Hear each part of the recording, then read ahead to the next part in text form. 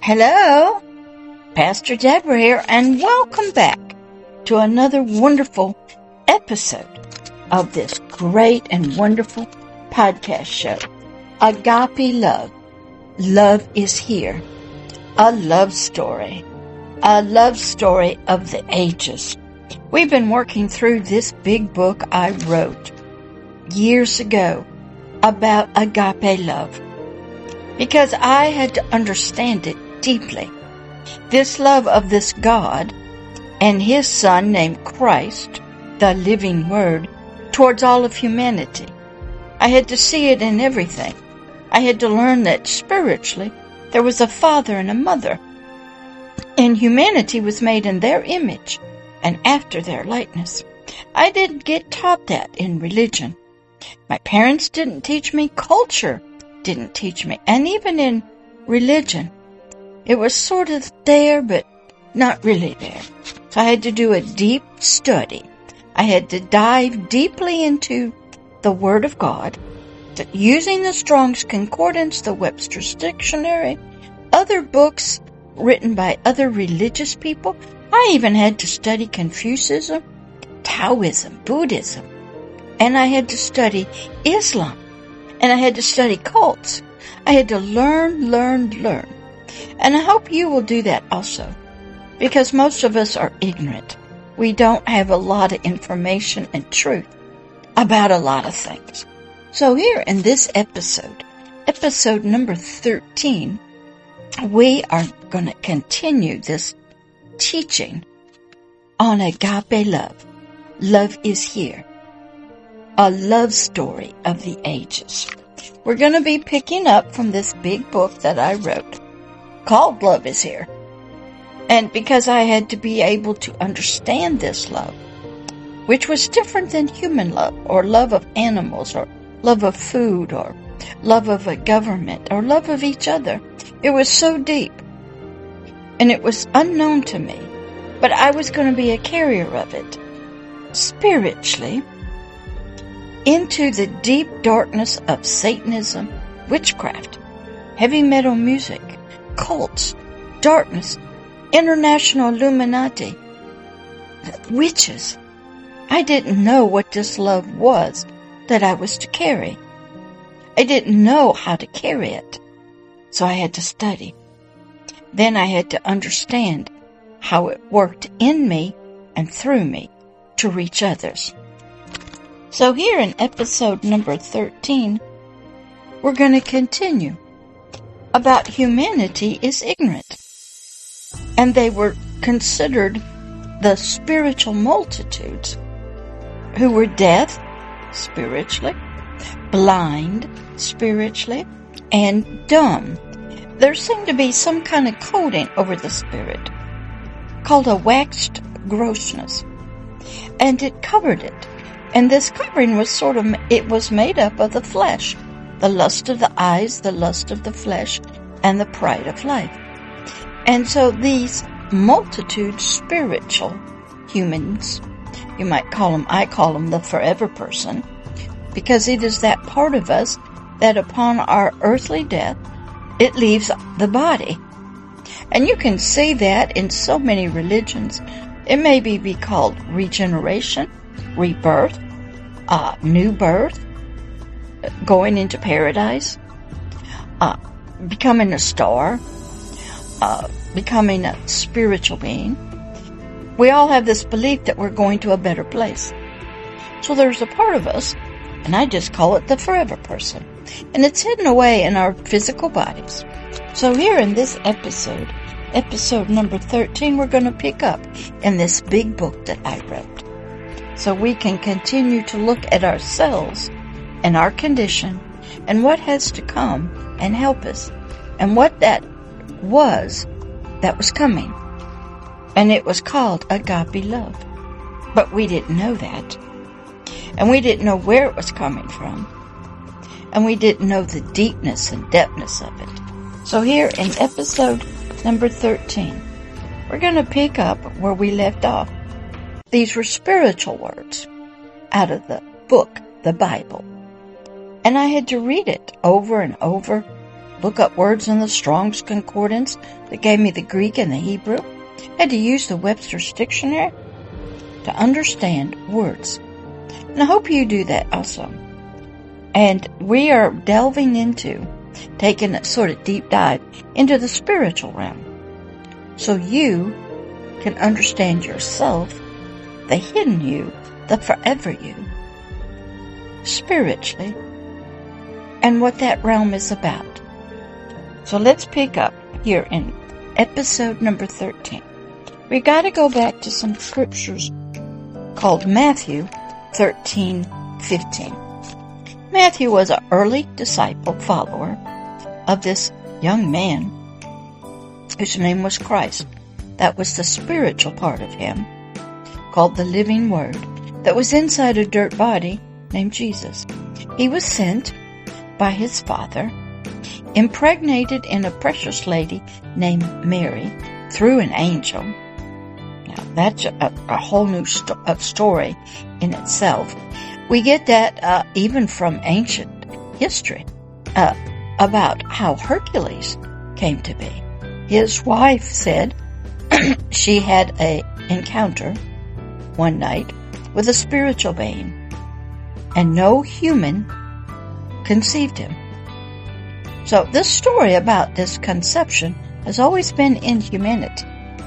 But through our understanding and studying, we're going to learn a lot more about ourselves and this spiritual agape love that has to come to us. And we have to take its hand and follow it. All right, so let's go to Matthew 13:15. So first, we have to understand that spiritual seeing, that means awareness, understanding, and our spiritual hearing and our spiritual understanding are all spiritually involved. God taught me years ago I must put that word spiritual, spirit, in front of the words of the Bible. The Bible were, especially the Old Testament, it was written in the natural, in the flesh, to describe, we'll say, in a different language, what was spiritually happening, because we were not yet spiritual creatures that could understand it. So he had to use earthly examples for us to understand. But what you must learn is your spirit has eyes, it has ears, it has a mind, and it has a body. It has hands and feet, it has a mouth and eyes. Did you know that? It's sort of like our spirit is what is hidden in a glove. We see a glove that can be put on a hand, and the glove moves because the hand is moving. So our spirit was like the hand inside of a glove. But we were looking at the glove, the outside, which could be different colors, different types of materials. But the hand inside was what was making the glove move. That's sort of a basic understanding of the spirit and the physical body. We had spiritual eyes and spiritual ears. We had a spiritual heart, which means mind. And all of these need to be spiritually involved to help us understand what agape love is, who is bringing it to us, how it touches us, what it is, who we are, and why we need it. So our spirit needs to be spiritually involved in listening right now. This is Matthew 13:15. Verse number 15. We are told that we need to be spiritually converted. What does that mean? That means in our current condition, shape, form, we cannot spiritually see, hear, understand, touch, believe in this agape love.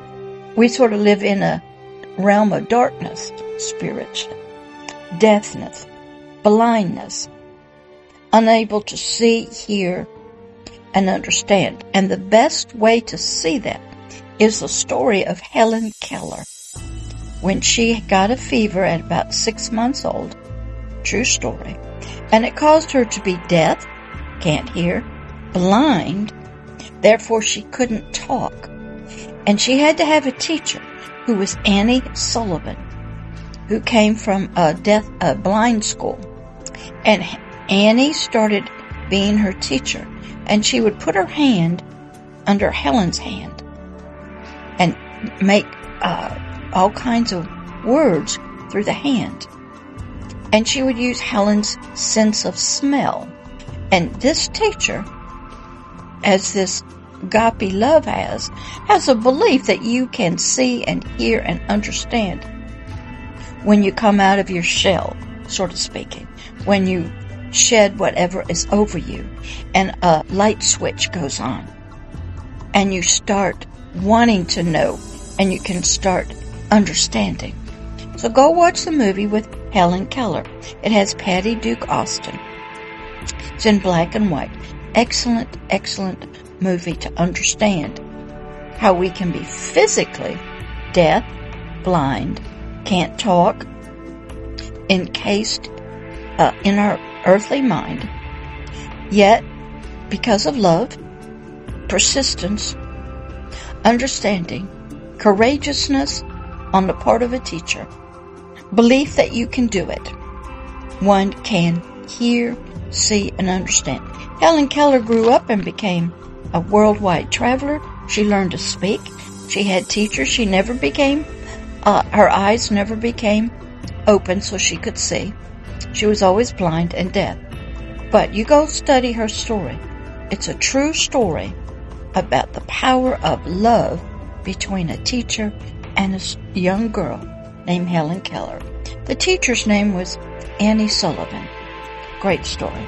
So it shows you, and then you take it into the spiritual realm, so you understand that our spirits are just like Helen was. And we need a teacher that sticks with us and helps us. So all of us spiritually is involved in this spiritual blindness, deafness, lack of understanding, and we need to be spiritually converted. That's verse 15. What does spiritually converted mean? Well, let's go to the Webster's Dictionary. Webster's Dictionary defines the word converted as number 1, to bring over from one belief, view, or party to another. Means understanding has to come. Number 2, to bring about a religious conversion, a belief deeply in something, a higher power, a God of some kind. 3, to alter physical or chemical nature or properties of especially in manufacturing. Number 4, to change from one former function to another. In Helen Keller's case, she couldn't use her eyes to see. She could use her hands when her teacher put her hand under Helen's and she made hand movements. Then Helen Keller learned Braille, so her hands, her sense of touch was good, and she could feel Annie Sullivan's hand under her. And over time, with repetition, she discovered that these hand movements meant a word. Then she learned Braille, was reading little dots with her hands. So her hands became her eyes and sort of her ears. Another way. Number 5, to alter for more effective utilization.